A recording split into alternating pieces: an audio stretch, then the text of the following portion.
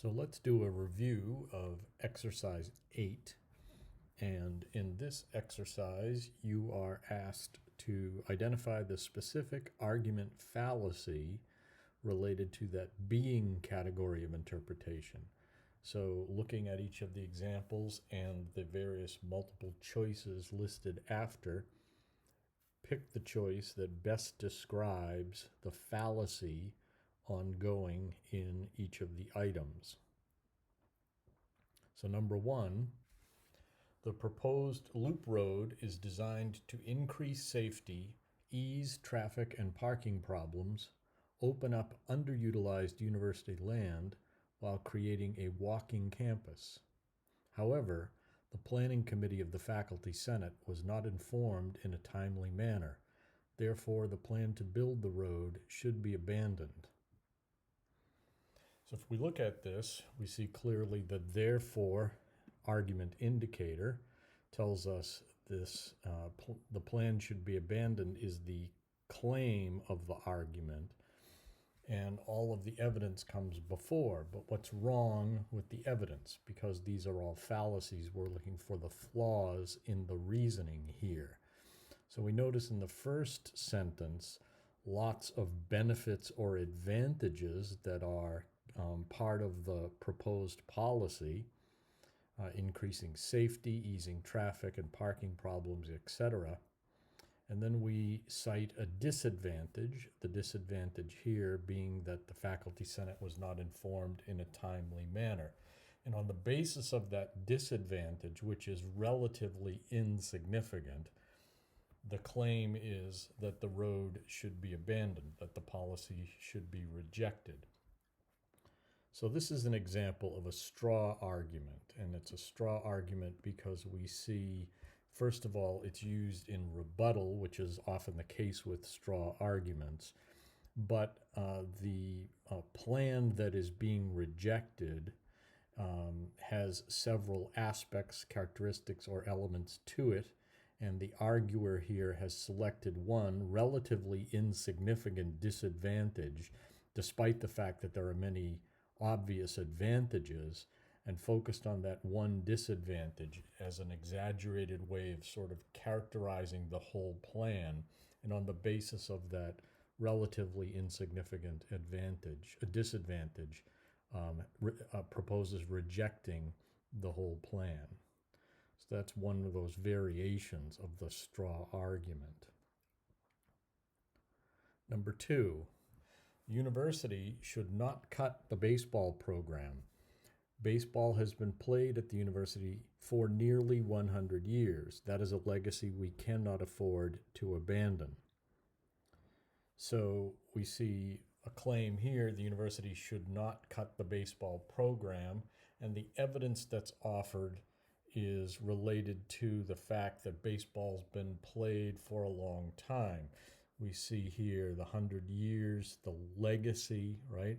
And these are clues that this is an appeal to tradition. And again, with appeal to tradition, it's not that tradition doesn't matter. Tradition matters a lot. It can be a powerful argument or evidence in support of a claim, but by itself, it's not evidence enough. So it's a fallacy if the only reason that's being advanced in favor of a proposal is that the presumption exists in favor of that proposal. That is, that we've always been doing it, or we've been doing it for a long time in a certain way, and we should keep doing that just to preserve the tradition.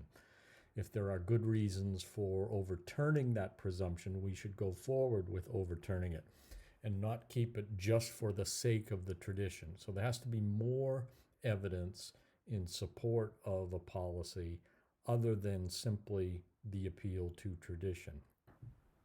Number 3, the government did not violate freedom of the press concerning the attempted military takeover. Indeed, the government told the press they were perfectly free to either publish the government pronouncement or not. Some newspapers were closed by the government only because they decided to violate the terms of the free choice offered by the government. So as you look at this here and you read it carefully, you say, okay, well, there's obviously something that's not quite right. I'm not sure maybe what it is. But if you look at the first statement here, the government did not violate freedom of the press concerning the attempted military takeover. That seems to function as the claim here. And one of the key phrases or terms is freedom of the press, right? Or especially the term freedom. Now watch what happens to this term as we go forward. Indeed, now here's the evidence statements. The government told the press they were perfectly free to publish the government pronouncement or not. And some newspapers were closed by the government only because they decided to violate the terms of the free choice offered by the government.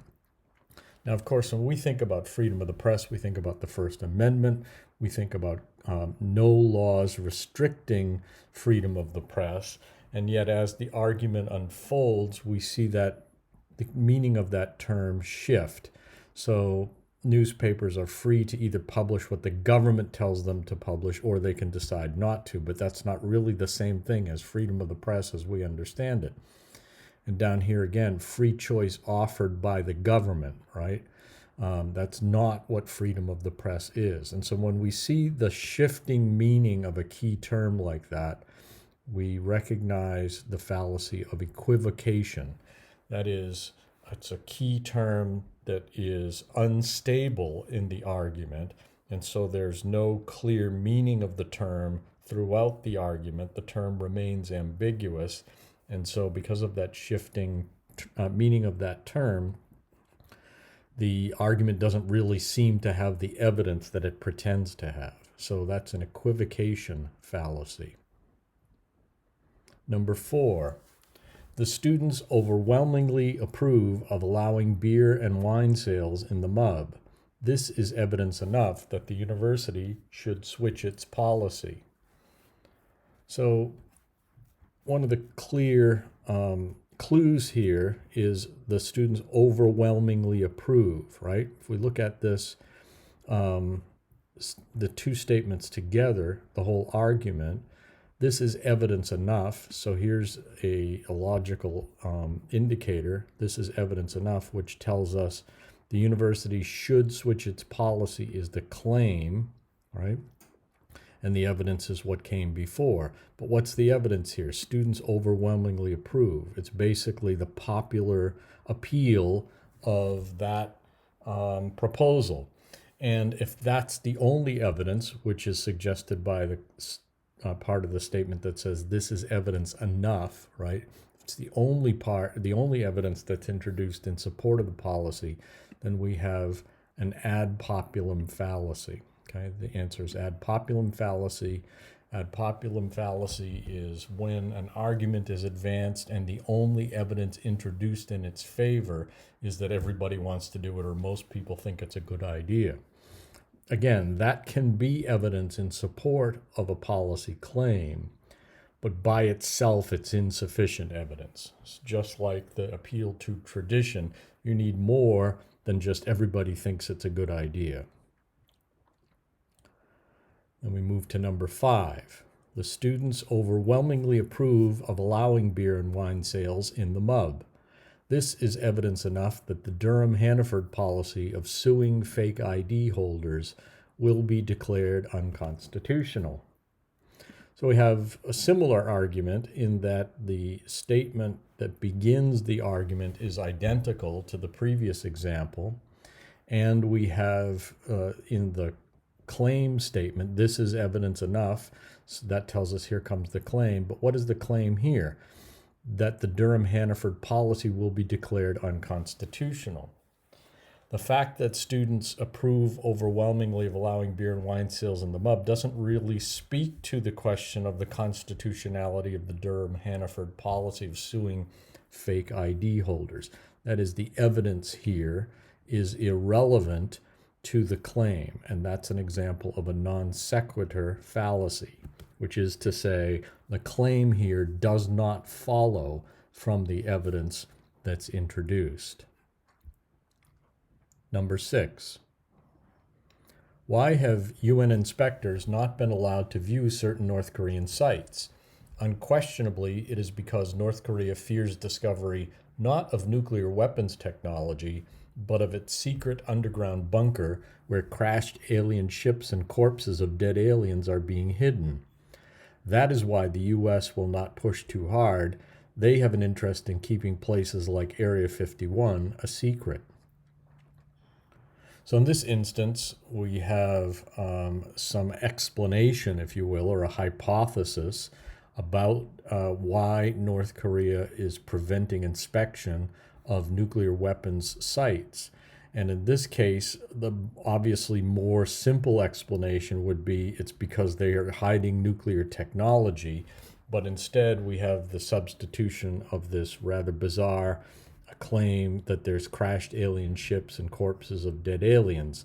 So this would be an example of the far-fetched hypothesis. Sure, it's possible North Korea is in fact hiding crashed alien ships and dead aliens, just like America is hiding them at Area 51, but much more likely is the hypothesis that North Korea is refusing to allow inspections because they are in fact developing nuclear weapons. Number 7, the university cannot evict the woman from her dormitory room for failing to enroll in classes or pay tuition. The proper university rules and procedures governing student evictions were not followed. Therefore, she must be allowed to remain in the dorm. So here we have an argument, and we look at the argument indicator, therefore, which tells us this statement is the claim, she must be allowed to remain in the dorm. But what's the evidence here? The evidence is that university rules and procedures governing student evictions were not followed, and that's sort of reinforced by the first sentence. The university cannot evict the woman from her dormitory for failing to enroll in classes or pay tuition. But, of course, when we look at that first statement, right, if she's not enrolled in classes and she hasn't paid tuition, is she in fact protected by the rules and procedures governing student evictions? Because what's the definition of a student? Someone who's enrolled in classes and paying tuition. So this is an example of begging the question, right? Because the evidence is still the alleged evidence here is still contested, still in dispute. That is, we could ask, or the question that gets begged here is it the case that this person actually qualifies as a student if she has not enrolled in classes or paid tuition? So that's begging the question fallacy. Number 8. None of the administrators entering the T Hall lot on Friday morning felt there was a serious parking problem on campus. This shows that in general the campus is not concerned with parking. So there's a couple of clues here. This shows that, right? There's your argument indicator, and that shows us that this is the claim. The claim in general the campus is not concerned with parking. And the other statement is the evidence. The evidence is what most of the administrators entering the T Hall lot on Friday morning thought about serious parking problems on campus. There's also the word in general, which gives you a hint about the type of argument this is. It's a generalization argument, but obviously it is an example of a hasty generalization fallacy. The hasty generalization fallacy because the sample is not representative. If you are only asking the question about, do you think there's a serious parking problem on campus? If you're only asking that question of administrators who work in T Hall, and you're only asking it on a Friday morning, perhaps the least busy morning of the week on campus, and then most of the administrators, in fact, have their own reserved parking space, so they're not going to think there's a problem on campus, then you've made a hasty generalization to the claim that across campus, people don't think there's a problem with parking.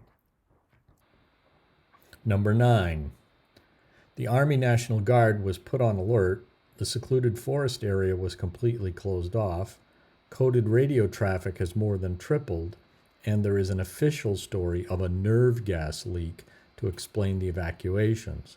this event has all the characteristics of an alien crash landing. And perhaps you recognize, because it's another alien story, it's another far-fetched hypothesis, right?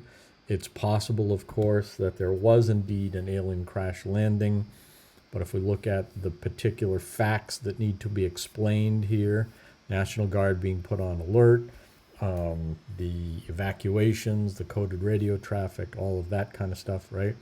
It's more likely that, in fact, there was some kind of a catastrophe, a nerve gas leak or something like that.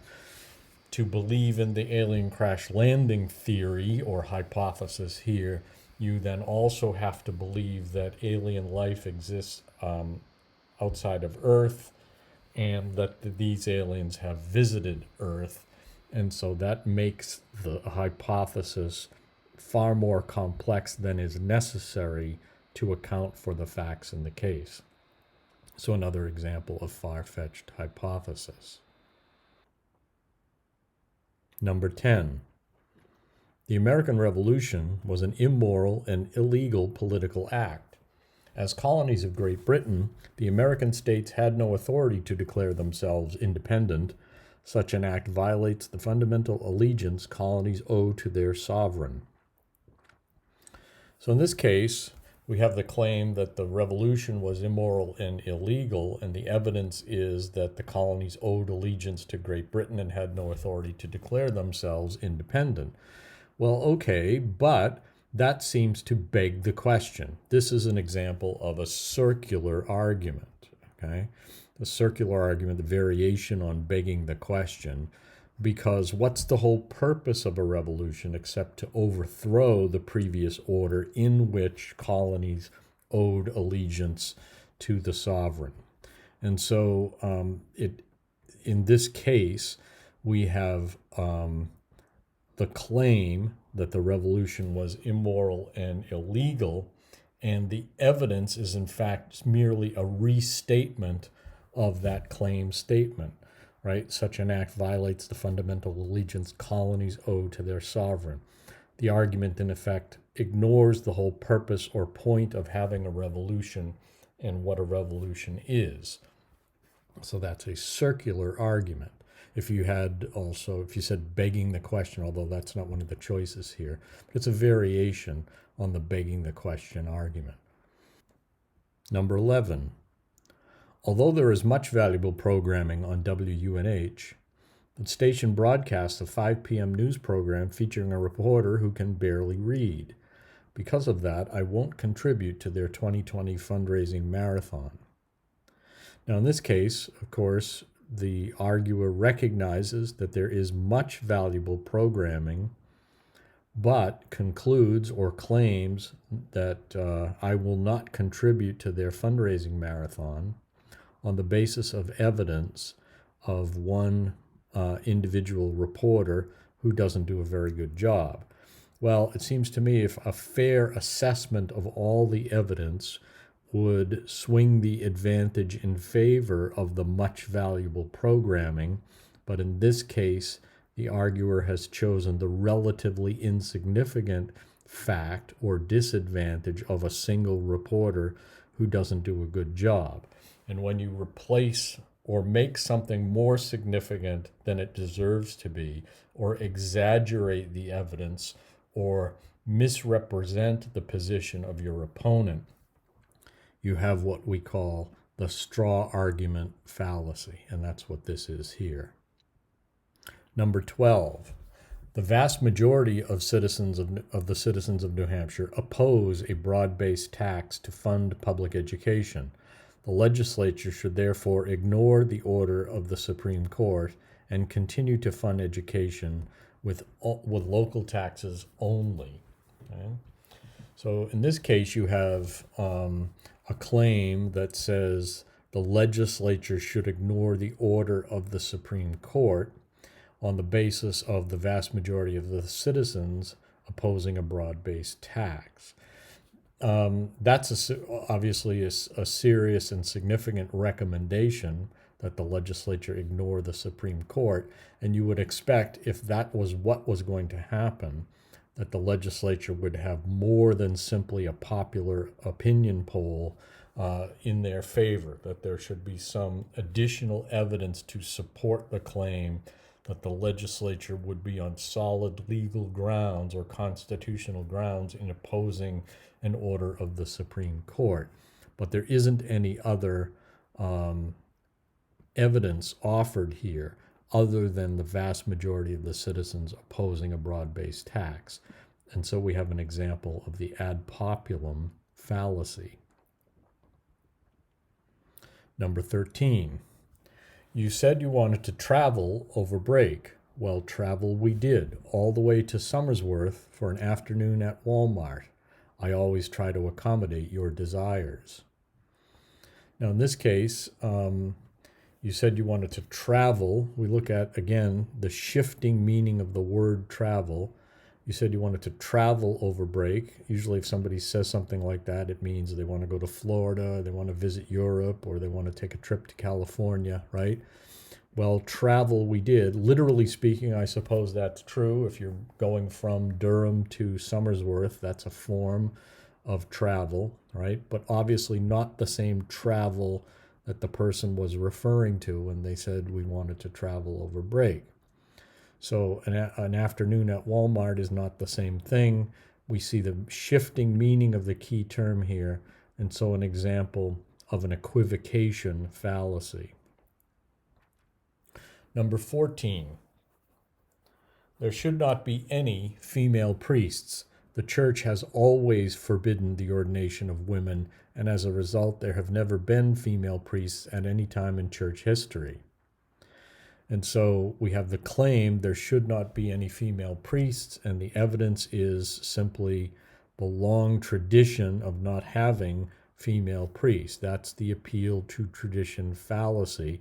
There may be other good reasons, maybe scriptural reasons, maybe canonical church law reasons why this can't be the case, right? But the simple appeal to tradition by itself is insufficient evidence to support the claim. Could be part of an argument in support of such a claim, but by itself would be insufficient evidence. Because in appeal to tradition, what you're doing is, again, you're replacing the presumption that exists with the status quo. That presumption is now substituted for evidence. So by itself, it's insufficient. Number 15, nearly every resident agrees that the library should not keep that book in its collection. Therefore, the book should be banned. Therefore is our logical indicator here, which tells us the second statement is the claim, but it's a claim that's based on, again, a public opinion reading. Nearly every resident agrees. A clear clue that this is an ad populum fallacy, right? Because again, there might be some reason in some cases where certain materials should be banned from the library. Maybe they're dangerous to children, maybe it's pornography or something, right? And you could have obvious reasons why, but simply the agreement of most people or the agreement of nearly every resident by itself is an insufficient evidence to support a claim that would, by some measure, violate free speech and First Amendment rights. Number 16, none of the animals tested contained the illegal growth hormone. So the government testing program, it seems, has once again overspent its budget. Now in this case, we have the argument indicator so tells us the second statement is the claim, and the claim is that the testing program overspent its budget. But what is the evidence to prove that it overspent its budget? The evidence here is none of the animals tested contained the illegal growth hormone. That doesn't say anything about the budget.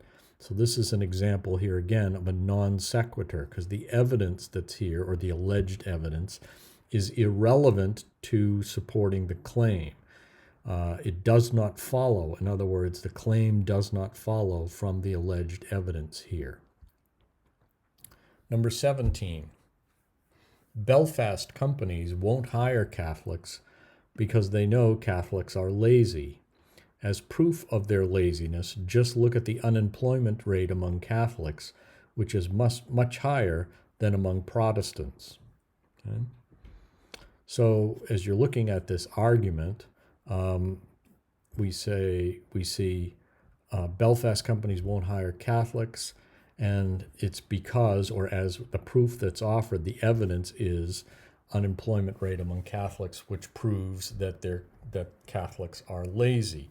But you can probably recognize here the circular argument, because we could beg the question is begged here, or we could ask, well, why is it that the unemployment rate is higher among Catholics?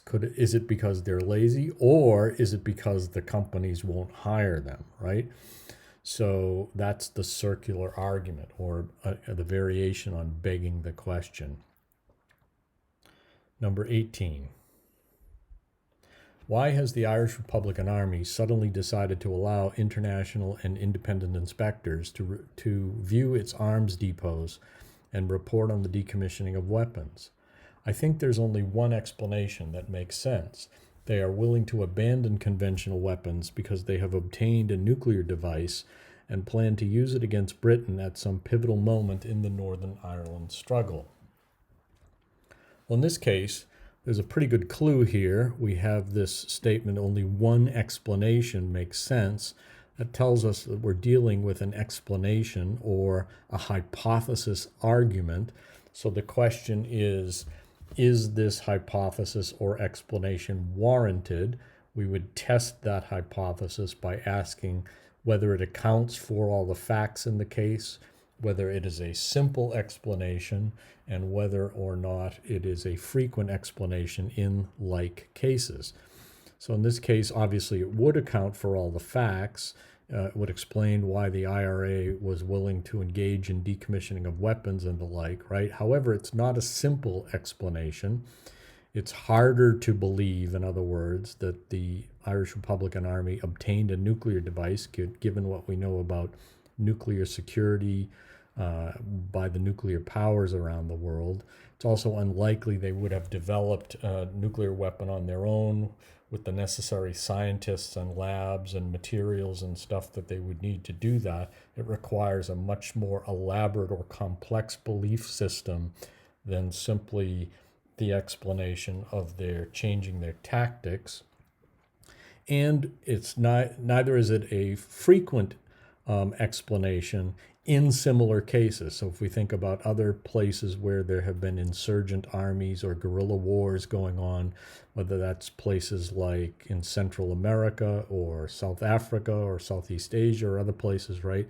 At some point, some of these guerrilla armies, some of these insurgent activities, they arrive at a point where peace makes sense, and that may be a better explanation in this case, not only because it's a simpler one, but because it seems to match with what we know about other cases.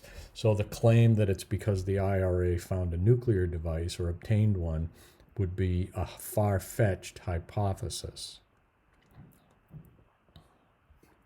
Number 19. The chapter president should not have prohibited Mr. Sullivan from voting just because he hadn't paid dues in 2 years. The Society's constitution says all members are entitled to a hearing before losing their voting privileges, and in this case there was no hearing, so Mr. Sullivan should be allowed to vote. Well, in this case, we look at what is claimed, that the president should not have prohibited Mr. Sullivan from voting, and its evidence here is reference to the voting rules or the bylaws of the chapter. And in this case, the conclusion is Mr. Sullivan should be allowed to vote. However, what does that Constitution of the Society say? All members are entitled to a hearing. And yet we notice from up here that Mr. Sullivan hadn't paid dues in 2 years. So it begs the question, it's a begging the question fallacy, begs the question, is Sullivan in fact a member anymore if he had not paid dues in 2 years? So begging the question again works when an alleged evidence statement pretends to be uncontested but is in fact still in dispute. So the claim that Sullivan is a member is not uncontested. It remains in dispute. It's not proven to be true. In fact, the evidence suggests that he's not a member because he hadn't paid dues in 2 years. So it's a begging the question fallacy. Number 20. None of the students at the fraternity keg party on Friday night felt there was too much drinking at UNH. Therefore, it seems clear that UNH does not have a drinking problem. No, this is not the only valid argument on the exercise. In fact, there's another fallacy here. If we look at the argument indicator, therefore, it tells us that the second statement is the claim, right?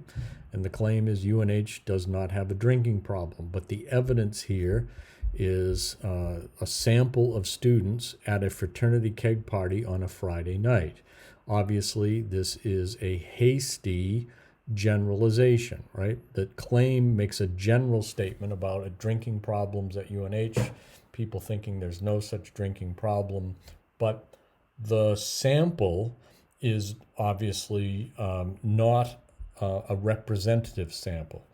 It's probably not big enough, and even if it is big enough, right, it is not randomly selected because it's only the students who were at the fraternity keg party on a Friday night, and it's obviously a biased sample since all the students at a fraternity keg party are already engaged in significant drinking, so they would have an opinion about whether there was a drinking problem at UNH or not.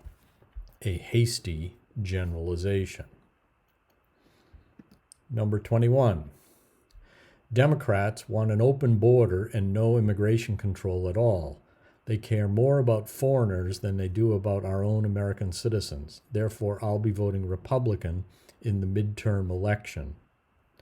So in this case, we have another straw argument. And again, what we see is is the conclusion. Here comes the conclusion. I'll be voting Republican, but on the basis of a misrepresentation of the Democratic position on immigration.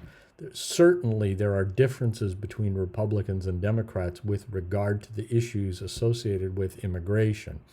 But it is a mischaracterization to say Democrats want open borders, right, and no immigration control at all, as it is a mischaracterization that Democrats care more about foreigners than they do about our own American citizens.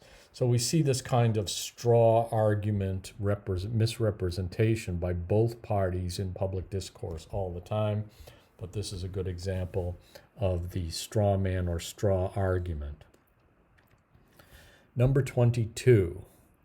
I can't believe the university has decided to require seniors to wear blue caps and gowns at commencement this year. Since 1893, when the university held its first commencement in Durham, graduates have donned the traditional black academic regalia. Call me conservative, but I'm for keeping things the way they've always been. So there's a good clue here in this last sentence, call me conservative, but I'm for keeping things the way they've always been. That's the appeal to tradition. Now, again, tradition is important, but by itself it's insufficient evidence to support a claim. There may be very good reasons for switching to blue instead of black. Maybe it's more consistent with the other color schemes across the university. Maybe the blue caps and gowns are more readily available or they're cheaper. But none of that evidence is considered. It's simply a matter of tradition, and the tradition by itself, although it can function as one piece of evidence in the midst of others, by itself it's insufficient. So we have the fallacy of appeal to tradition. So there's a review of exercise 8. If you have any questions on this exercise or any of the items that we've reviewed, post them to the discussion board.